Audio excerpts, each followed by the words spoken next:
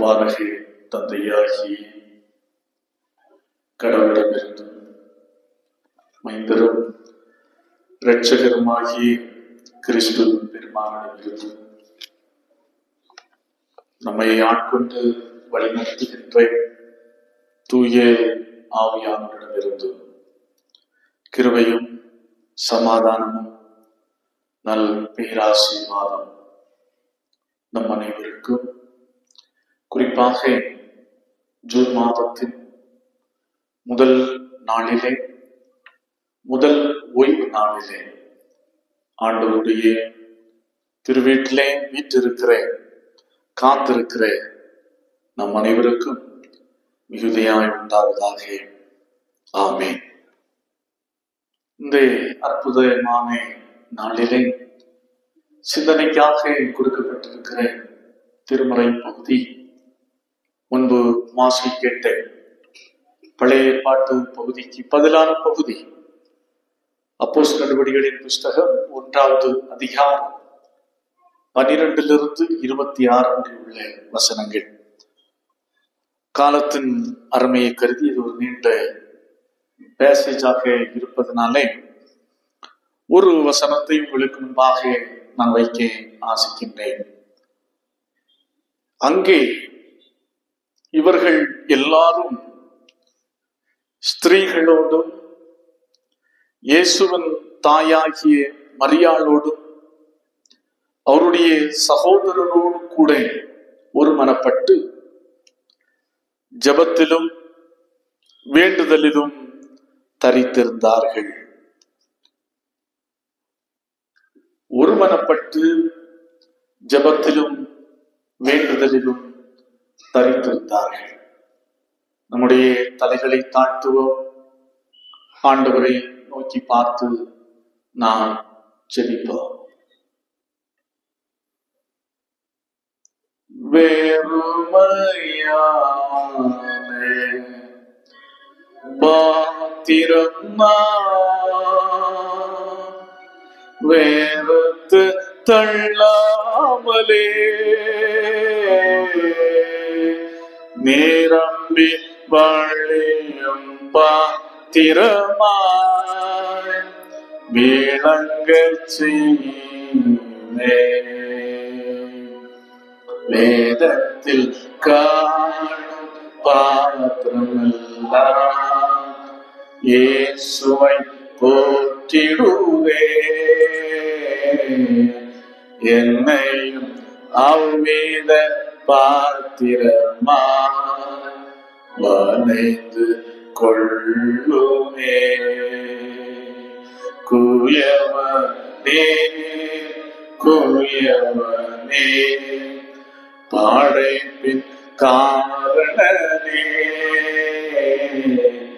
களிமண்ணானை என்னையுமே கண்ணோக்கி பார்த்திடுமே.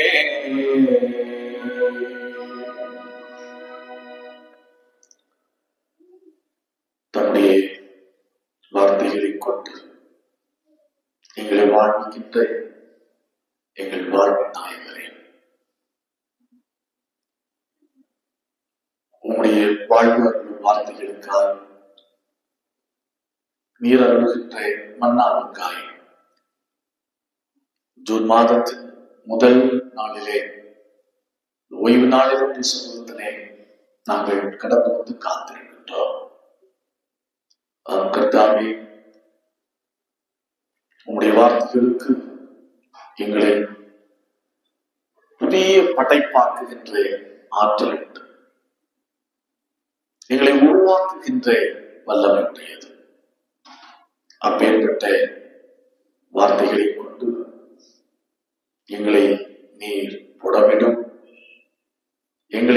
ஜப்பனிடும் உமக்கு ஏற்ற பாத்திரங்களாய் புரோஜனமுள்ள பாட்டங்களாய் நீ எங்களை வளைத்துக் கொள்ளும். குயவனாகி எங்கள் அன்பின் ஆண்டவர் இயேசு நாமத்தில் ஜெபிக்கிறோம், ஜெபங்கேளும் நல்ல கர்த்தாவே, ஆமென். கிறிஸ்துவுக்குள் அன்பார்ந்தவர்களே, எங்கே ஒற்றுமையும் ஒரு மனமும் இருக்கிறதோ அங்கேதான் வலிமையும் வெற்றியும் நிறைந்து கிடக்கும். எங்கே ஒரு மனம் இருக்கிறதோ அங்கே வலிமை நிறைந்திருக்கும்.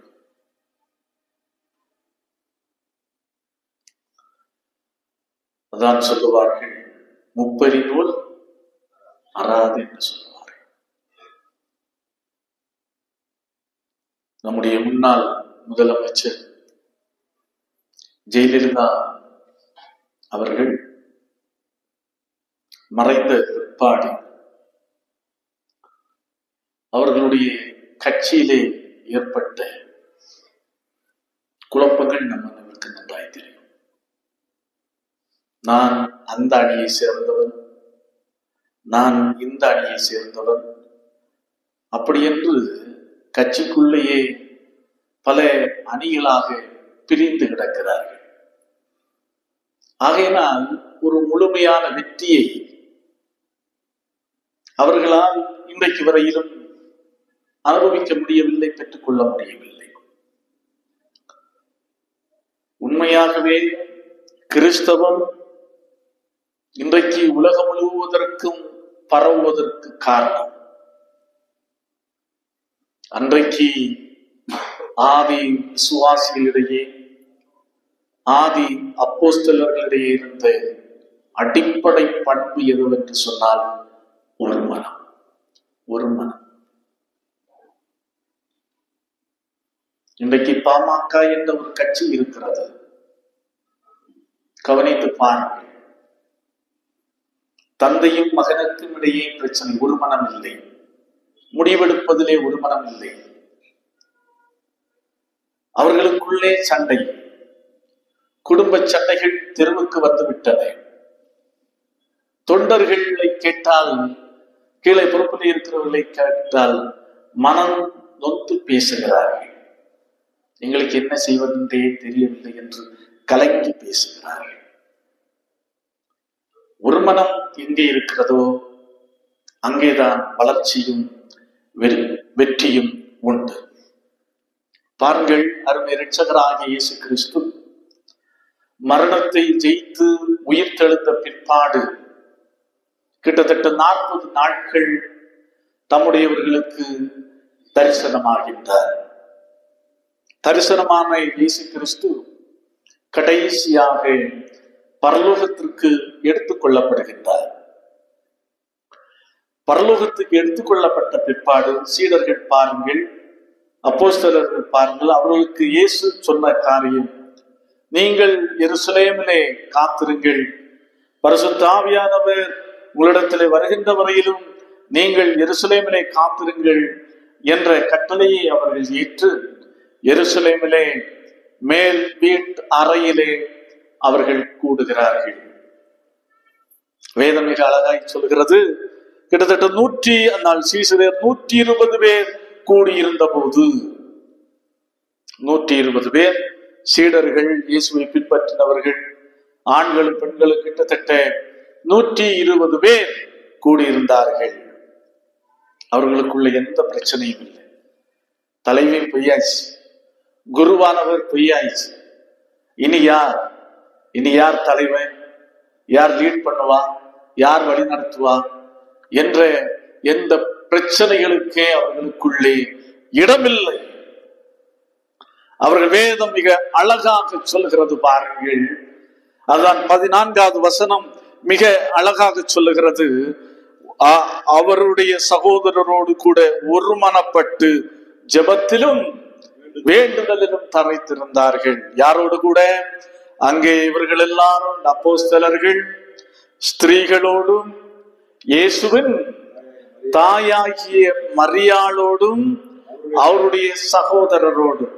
ஒரு காலகட்டத்திலே இயேசுவை ஏற்றுக்கொள்ளாத உடன் பிறந்த சகோதரர்களே இப்போது எப்படி வந்திருக்கிறார்கள்? ஒருமனப்பட்டு வந்திருக்கிறார்கள். அவர்கள் ஜெபத்திலும் வேண்டுதலிலும் என்ன செய்தார்கள்? தரித்திருந்தார்கள். அப்போ ஒரு மனம்தான் வெற்றியின் ரகசியம்.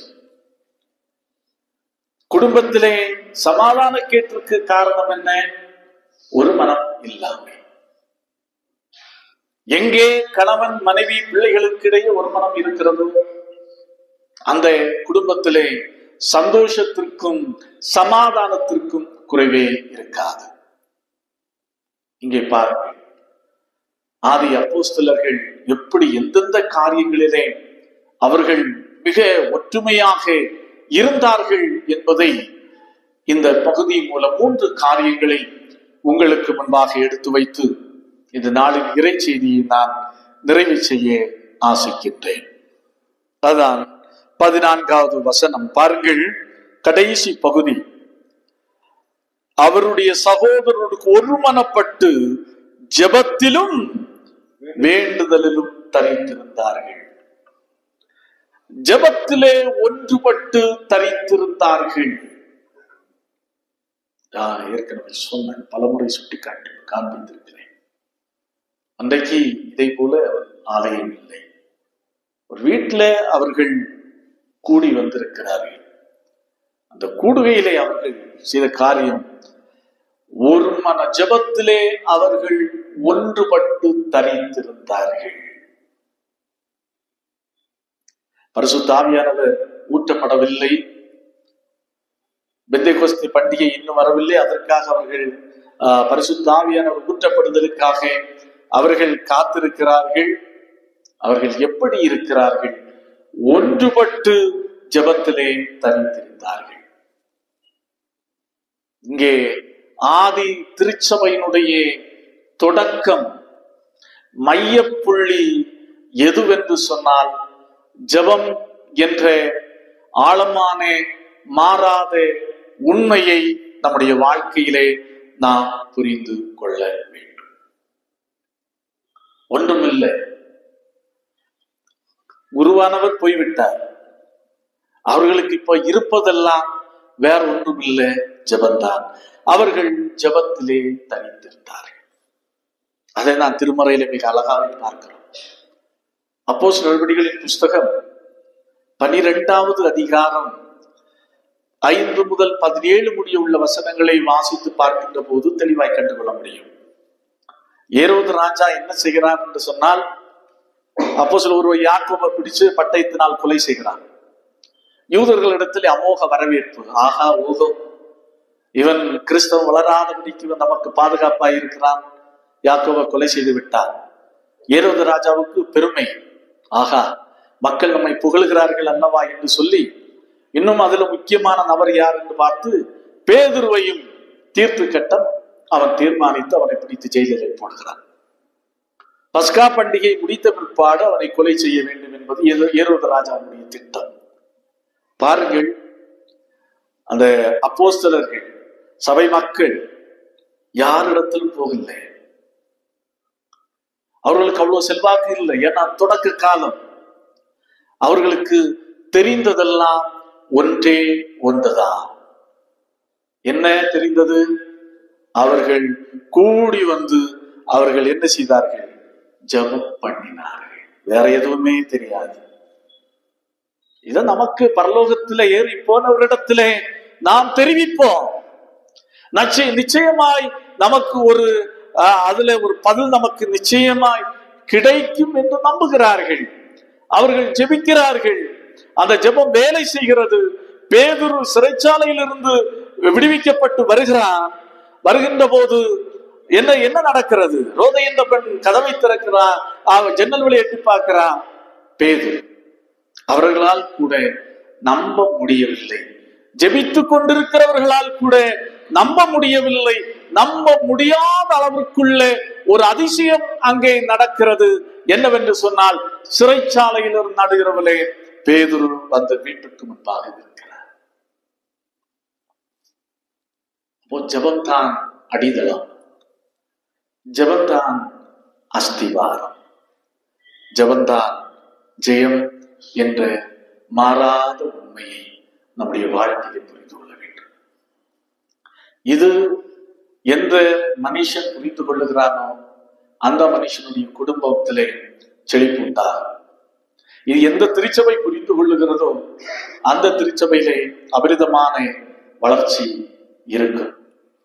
இதை எந்த தேசம் புரிந்து கொள்ளுகிறதோ அந்த தேசமும் விவரிக்க முடியாத வளர்ச்சியை பெற்றுக்கொள்ளும். அதான் பாருங்கள், பவுலடிகளார் பல இடங்களிலே மிக அழுத்தம் திருத்தமாக சொல்லி வைத்திருக்கிறார். ரோமர் 12வது அதிகாரம் 12வது வசனத்தை வாசித்து பார்க்கின்ற போது மிக தெளிவாய் கண்டுகொள்ள முடியும். சொல்கிறார், ஜெபத்திலே உறுதியாய் தரித்திருங்கள், ஜெபத்திலே உறுதியாய் தரித்திருங்கள். அதே அப்போஸ்தலனாகிய பவுல் கொலோசை திருச்சபைக்கு செல்லும் போது சொல்லுகிறார், இடை விடாமல் ஜெபம் பண்ணுங்கள். எபேசியர் 6வது அதிகாரத்திலே பவுலடிகளார் சொல்லுகிறார், எந்த சமயத்திலும் சகலவிதமான வேண்டுதலோடும் விண்ணப்பத்தோடும் அவரிடத்தில் என்ன செய்யுங்க, விண்ணப்பத்தோடும் ஆவியிலே ஜெபம் பண்ணுங்கள். ஜெபத்தை குறித்து மிக அழுத்தம் திருத்தமாக சொல்லுகிறார். கிறிஸ்து இயேசுவுக்குள் அன்பானவர்களே, ஒரு மனதோடு நான் கேட்கின்ற காரியத்தை நம்முடைய வாழ்க்கையிலே கடவுள் அருளி செய்கிறார் என்ற மாபெரும் உண்மையை நாம் புரிந்து கொள்ள வேண்டும். அடுத்ததாக, அவர்கள் வேத அறிவில் ஒன்றுபட்டிருந்தார்கள். இரண்டாவது சொல்கிறது, வேத அறிவில் ஒன்றுபட்டிருந்தார்கள். பாருங்க, இப்போ லீடர்ஷிப் யார் எடுக்கிறார்னா பேதுரு எடுக்கிறார். எளிமையில பேசுறார். 16வது வசனம் 17வது வசனம் பாருங்கள். 16 சகோதரரே, இயேசுவை பிடித்தவர்களுக்கு வழிகாட்டுன யூதாசை குறித்து பரிசுத்தாவி தாவீதின் வாக்கினால் முன் சொன்ன வேத வாக்கியம் நிறைவேற வேண்டியதா இருந்தது. பேதுரு பேசுகிறார். பேதுரு யார்? ஒரு மீனவர். பாருங்க, அதே பேதுரு 20வது வசனத்திலே சங்கீத பகுதியை கோடிட்டு காட்டுகிறார். சங்கீத புஸ்தகத்திலே அவருடைய வாசஸ்தலம் பாழாக கடவுது, ஒருவனும் அதில் வாச பண்ணாதிருப்பானாக என்றும் அவனுடைய கண்காணிப்பை வேறொருவன் பெறக்கடவன் என்றும் எழுதியிருக்கிறது. அப்படி என்று சங்கீதத்தை சுட்டி காண்பிக்கிறார். அப்போ இதை எல்லாரும் ஆமோதிக்கிறார்கள், அங்கே இருந்தவர்கள் ஆமோதிக்கிறார்கள். அப்படி என்று சொன்னால் அவர்கள் வேத அறிவிலே அவர்கள் ஒன்றுபட்டிருந்தார்கள், வேத அறிவிலே தேறினவர்களாக இருந்தார்கள். பாருங்க எப்படி இருக்கிறார். மத்தேயு நற்செய்தி எழுதுனது நூலை எழுதுனது யார்? மத்தேயு. அவர் யாரு? ஒரு சாதாரண ஆயக்காரன், வரி வசூலிக்கின்றவர். பேதுரு எழுதுகிறார். 1 பேதுரு 2 பேதுரு எல்லாம் இருக்க. யார்? செப்படவர், மீனவர். அவர்தான் சொல்கிறார். அப்போ இவர்கள் வேதத்தை குறித்துள்ள ஒரு தெளிவோடு இருந்தார்கள். இன்றைக்கு நமக்கு இருக்கிறதா என்று பாருங்க. தானியேல் புஸ்தகம் சொன்னா அநேகர் எங்க தேடுகிறாங்கன்னா, எங்க தேடுறோம்? புதிய ஏற்பாட்டுல தேடுறோம், புதிய ஏற்பாட்டுல தேடுறோம். மத்தேயு நற்செய்தி நூல் என்று சொன்னால் எங்க தேடுறோம்? பழைய ஏற்பாட்டுல தேடுறோம். அந்த இறை வார்த்தைகளை பற்றி உள்ள அந்த ஆர்வம், கற்றறிய வேண்டும், அதுல நமக்கு என்ன இருக்கிறது என்பதை அறிய வேண்டும் என்ற வாஞ்சை நம்மிடத்திலே இல்லை. அதான் வேதத்தை வாசனத்தின் மகிமையை குறித்து மிக தெளிவாக சொல்ல ஆளு சொல்லுகிறார். நல்லா புரிஞ்சுக்கணும். பேதுரு எப்படி சொல்லுகிறார்? சகோதரரே, இயேசுவை பிடித்தவர்களுக்கு வழிகாட்டுன யூதாசை குறித்து பரிசுத்த ஆவி தாவீதின் வாக்கினால் அப்போ யார் தான் பேசி இருக்கிறார்? தாவீதை கொண்டு பேசினா. யார் இடைப்பட்டு இருக்கிறது? பரிசுத்த ஆவி. அப்போ இந்த திருமறை என்பது வெற்றி காகிதத்திலே அச்சிடப்பட்ட எழுத்துகள் அல்ல. இது பரிசுத்த ஆவியினுடைய உள்ளூதலால் எழுதப்பட்டது. அதான் சொல்லுகிறது, இது சாதாரணப்பட்ட வார்த்தைகள் அல்ல. எபிரேயர் சொல்லுகிறார் பாருங்க, எபிரேயருக்கு எழுதப்பட்ட நிருபம் 4வது அதிகாரம் 12வது வசனம் சொல்கிறது, தேவனுடைய வார்த்தையானது ஜீவனும் வல்லமை உள்ளதாயும் இருபுறமும் கருக்குள்ள பட்டயமாயும் ஊடுருவதா, அதாவது நம்முடைய சிந்தனைகளையும் நினைவுகளையும் வரையறுக்கிறதாயும் இருக்கிறது அப்படின்னு சொல்லுகிறார். எபிரேயருக்கு சொல்லுகிறார். இந்த சாதாரண ஒரு மீனவன் ஏதோ 3 ஆண்டு காலம் இயேசுவை பின்பற்றுவதில் மட்டும் இல்லை, திருமறை வேத அறிவிலை தெளிவு பெற்றிருந்தான். ஆகையினால்தான் யூதாசை குறித்து பழைய ஏற்பாட்டிலே சங்கீதத்தில் சொன்னவைகளை கோடிட்டு காட்டுகிறான். அவர் சொல்லுகிறார் பாருங்கள், வாசஸ்தலம் பாழாக கடவுது. யாருடைய வாசஸ்தலம்? யூதாசை குறித்து சொல்லப்பட்டிருக்கிற வார்த்தையை பேதுரடிகளார் குறிப்பிட்டு சொல்லுகிறார். அது எங்கே சொல்லுகிறது என்று சொன்னால், சங்கீதம் 69:5 பேதுரடிகளார் அறிந்து வைத்திருந்திருக்கிறார். அவர் சொல்லுகிறார், அவர்கள் வாசஸ்தலம் பாழாக கடவுது என்று அங்கே சொல்லப்பட்டு இருக்கிறது. அதே போல சங்கீதம் 109 அவர் அறிந்து வைத்திருந்திருக்கிறார். 8வது வசனம், அவன் உத்தியோகத்தை வேறொருவன் பெற கடவன். இவருக்கு பதிலா இனி வேற ஒருத்தன் வருவான் அப்படி என்று சொல்லப்பட்டிருக்கிற வார்த்தையை சுட்டி காண்பித்து பேதுரடிகளார் பேசுகிறார். அதை உடன் இருந்தவர்களும் ஆமோதிக்கிறார்கள். அப்போ வேத அறிவு, இறை ஞானம் மிக மிக முக்கியமானது.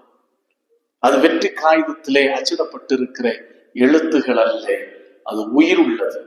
நம்முடைய வாழ்க்கையை வளமாக்கக்கூடியது. நாம் எந்த பாதையிலே செல்ல வேண்டும், நாம் எந்த பாதையிலே பயணிக்க வேண்டும் என்பதை மிக அழுத்தம் திருத்தமாக நமக்கு கற்றுத்தரக்கூடியது. ஆகையினால் அது வரும் வார்த்தைகள் அல்ல, அது பரிசுத்த ஆவியானவர் அதன் மூலம் இடைபடுகின்றார். இந்த வார்த்தைகளை கொண்டு கடவுள் இன்று நம்மோடு கூட பேசுகின்றார். அப்போ இறை அறிவிலே, வேத அறிவிலே அவர்கள் ஒன்றுபட்டிருந்தார்கள்.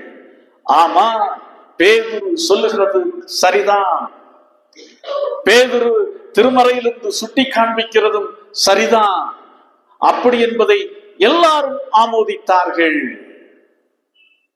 அப்போ திருமறை வேத அறிவிலே அவர்கள் ஒன்றுபட்டிருந்தார்கள். அடுத்து 3வது காரியம் பாருங்கள். 3வது காரியம் 25வது வசனமும் 26வது வசனமும் 24வது வசனத்திலிருந்து வாசிக்கிறேன். எல்லாருடைய இருதயங்களையும் அறிந்திருக்கிற கர்த்தாவே, யூதாஸ் என்பவன் தனக்குரிய இடத்திற்கு போகும்படி இழந்து போன இந்த ஊழியத்திலும் இந்த அப்போஸ்தல பட்டத்திலும் பங்கு பெறுவதற்காக இவ்விரண்டு பேரில் தேவரீர் தெரிந்து கொண்டவன் எங்களுக்கு காண்பித்தருளும் என்று ஜெபம் பண்ணி பின்பு அவர்களை குறித்து சீட்டு போட்டார்கள். சீட்டு மத்தியாவின் பேருக்கு விழுந்தது. அப்பொழுது அவன் 11 அப்போஸ்தலருடனே சேர்த்து கொள்ளப்பட்டார். Deep dependency on God. அதாவது கடவுளை சார்ந்திருப்பதிலே ஒரு மனம், கடவுளை எல்லாவற்றுக்கும் முழுமையாக சார்ந்திருப்பதிலே ஒன்றுபட்டிருந்தார்கள். நன்றாய் கவனிக்க வேண்டும். 12 சீடர்கள், 12 சீடர்களிலே ஒருவன் இயேசுவை காட்டி கொடுத்து நான்கு கொண்டு சாகின்றான். இப்ப 12 பேர்ல ஒரு ஆளை தேர்ந்தெடுக்க வேண்டும். இன்றைக்கு நாம இருந்தா என்ன செய்வோம்? இன்றைய காலகட்டமா இருந்தா என்ன செய்வோம்? 15 பேர்கள் போதும், மற்றவர்கள் இல்ல இன்னும் ஒருவர் வேணும் அப்படி என்று சொன்னால் அதற்கு ஒரு எலெக்ஷன் என்ன செய்வோம்? என்ன, இனி ஒரு ஆளு தேவை. 12 பேர்ல இன்னும் 12 பேருக்கு இன்னும் ஒரு ஆளு தேவை அப்படி என்று எலெக்ஷனை டிக்ளேர் பண்ணுவோம். அதுல 10 பேருக்கு ஓட்டு பிடிப்போம். அந்த ஓட்டை வச்சு ஒருத்தனை என்ன செய்வோம், நாம் விரும்பியவனை ஜெயிக்க வைப்போம். இதுதான் இன்றைய காலம். ஆனா அன்னை பாருங்க, அன்றைக்கும் இன்றைக்கும் இருந்த வித்தியாசத்தை பாருங்கள். அவர்கள் முழுமையாக முற்றிலுமாக கடவுளை சார்ந்திருந்தார்கள். பேதுரு அடிகளார் தெளிவாக சொல்லுகிறார், 12 பேர்ல ஒருத்தன் போயிட்டான், அவரை குறித்து வேதம் இவ்வாறு சொல்லுகிறது என்று சொல்லிவிட்டு, ஆகையினால் நமக்கு ஒருவரை தேர்ந்தெடுப்போம், நமக்கு ஒருவரை தேர்ந்தெடுப்போம். குவாலிபிகேஷன் அறிவிக்கிறார். என்ன தகுதி வேண்டும்? இந்த சீடத்துவத்திலே இணைவதற்கு அவருக்கு என்ன தகுதி வேண்டும்? முதல் தகுதி என்ன தகுதி என்று சொன்னால், யோவான் ஸ்நானகன் ஞானஸ்தானம் கொடுத்ததிலிருந்து இயேசு கிறிஸ்து பரத்துக்கு எடுத்துக்கொள்ளப்பட்டது வரையிலும் இயேசுவோடு உடன் இருந்தவனாய் இருக்க வேண்டும். இதுதான் தகுதி, சரியான தகுதி தான். அடுத்து அதுல 2 பேர் வருகிறார்கள். அடுத்த 2 பேரை யாரை தேர்ந்தெடுப்பது? நன்றாக நாம் சிந்தித்து பார்க்க வேண்டும், நன்றாக நாம் யோசித்து பார்க்க வேண்டும். யோசேப்பும் மத்தியா என்ற 2 பேர் வருகிறார்கள். பாருங்கள், ஒரு தலைவனை தேர்ந்தெடுக்க வேண்டும். 12 சீடர்கள் மிக முக்கியமான பதவி, ஒரு பதவியை தேர்ந்தெடுக்க வேண்டும். 2 பேர்ல ஒருவரை தேர்ந்தெடுக்க வேண்டும். யாரு? எத்தனை பேர் கை தூக்குறீங்க அப்படிதானே கேட்போம். இன்னார்ல 2 பேர்ல யாருக்கு எத்தனை பேர் கை தூக்குறீங்க? கை தூக்குவாங்க. அல்லது ஓட்டு போடுவோம், பேலட் சிஸ்டத்தை பயன்படுத்தி ஓட்டு போடுவோம். ஒன்றுமில்லை. அவர்கள் செய்கிறார்கள், என்ன சொல்லுகிறார்கள்? சீட்டு போடுகிறார்கள். சீட்டு போட்டு எப்படி? ஜெபம் பண்ணி சீட்டு போடணும். ஆண்டவரே, 2 பேரை நீ தந்திருக்கிறீர்கள், இந்த 2 பேர்ல ஒருவரை நீ என்ன செய்யும், தேர்ந்தெடும் அப்படின்னு சொல்லி முழுமையாக கடவுளை சார்ந்திருக்கிறார்கள். இன்றைக்கு திருச்சபைகளிலே, பெரும்பான்மையான திருச்சபைகளிலே, புரோட்டஸ்டாண்ட் திருச்சபைகளிலே பிரச்சனைகளுக்கு காரணம் இங்கதான் இருக்கிறது. ஓட்டுக்காக பண்ணுகிற கூத்துக்களை கேட்டீங்கன்னா ரொம்ப வேடிக்கையாக இருக்கும். இந்த பதவிகளுக்காக அவர்கள் செலவு செய்கிற காரியத்தை பார்த்தீங்கன்னா ரொம்ப ஆச்சரியமா இருக்கும். பிஷப் எலெக்ஷன் வரும்போது தன்னுடைய சொந்த வீட்டையே விற்று எலெக்ஷனுக்காக செலவழித்து தோற்று போன போதகரையும் எனக்கு தெரியும். அப்போ அந்த அன்றைக்கு இருந்ததும் இன்றைக்கு இருந்த அமைப்புகளையும் பாருங்க.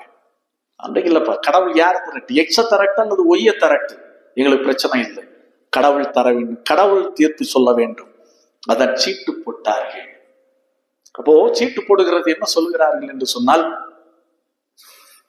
கற்களிலே பெயரை எழுதுவார்கள். கற்களை பேர் எழுதி ஜார்ல குடுவை போட்டு நல்ல குலுக்குவார்கள். அதுல ஒரு கல் வந்து வெளியே, முதலாவது எந்த கல் வந்து வெளியே விழுகிறதோ அதுல யாருடைய பேர் பொறிக்கப்பட்டு இருக்கிறதோ அவர்களே அறிவிப்பார்கள். இதுதான் பழைய ஏற்பாட்டு காலத்துல இந்த சிஸ்டம் தான். நீங்க சவுலுடைய காலத்திலே பார்க்கும்போது ஒரு யுத்தத்திலே பின்னடைவை சந்தித்த போது அவன் தவறுக்கான காரணத்தை கண்டுபிடிக்க ஆரம்பிக்கிறான். மக்கள் மேல் குற்றச்சாட்டி, இதுல யாரா இருந்தாலும் தண்டிக்கப்படுவீர்கள் அப்படின்னு சொல்லிட்டு கடைசியில் என்ன செய்யறாங்கன்னா குலுக்கல் தான் போடுகிறாங்க, சீட்டு போடுகிறார். குலுக்கல் தான் சீட்டு பார்த்து இல்ல கடைசியில பார்த்தீங்கன்னா அதான் 1 சாமுவேலின் புஸ்தகத்திலே நாம் பார்க்கும்போது தெளிவாய் கண்டுகொள்ள முடியும். 14வது அதிகாரம் 37 42 முடிய உள்ள வசனங்கள்ல என்ன நடக்கிறது என்று சொன்னா, சவுல் அதாவது குலுக்கல் சீட்டு போடுகிறதுல தவறுக்கான காரணம் சவுலும் யோனாவனுடைய மகனாகி யோனத்தான் அப்படின்னு வருகிறது. அதை சவுலும் ஏற்றுக்கொள்கிறார், மன்னன் சவுலும் ஏற்றுக்கொள்கிறார். திருப்பி குலுக்கிறார்கள். திருப்பி குலுக்கும் போது யோனத்தானுடைய பேர் வருகிறது. அப்ப சவுல் கூப்பிட்டு கேட்கிறான், என்னப்பா தவறு செய்த? ஆமா, நீங்க கட்டளையிட்டீங்க, யுத்தம் முடிகிறது வரையிலும், யுத்தம் முடிஞ்ச ஒரு இதுவரையிலும் எதிராளியுடைய இருந்து எதுவுமே சாப்பிடக்கூடாது அப்படின்னு நானா தெரியாம நான் கொஞ்சம் தேனை சாப்பிட்டேன், தவறு செய்தேன். அப்போ அன்றைக்கு தவறை கண்டுபிடிப்பதற்கு கூட அன்றைக்கு சீட்டு போட்டு எடுத்தார்கள். அப்படி என்று சொன்னால் அந்த அளவுக்கு இறைவனை சார்ந்திருக்கின்ற இறைவனோடு உள்ள ஒரு நெருங்கிய உறவு அவர்களுக்கு இருந்தது.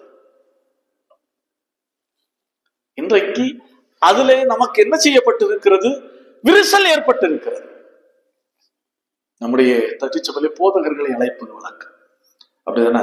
லுதரன் திருச்சபைக்கு கடவுள் தந்திருக்கிற ஒரு பெரிய உரிமை என்னன்னா, அவங்களுக்கு விருப்பமான போதகரை என்ன செய்ய முடியும்? அழைக்க முடியும். அதுதான். அப்போ ஒரு திருச்சபையில ஒரு நடைமுறையை வைத்திருந்தார்கள். அவர்கள் ஒரு 2 பேரை லிஸ்ட்ல கொண்டு வருவாங்க. அவர்களுக்கு பிடித்தமான 2 பேர் லிஸ்ட கொண்டு வருவாங்க. அடுத்த லிஸ்ட போட்டு ஜோம் பண்ணி என்ன செய்வாங்க? குலுக்கல் போட்டு உறுதி எடுப்பாங்க.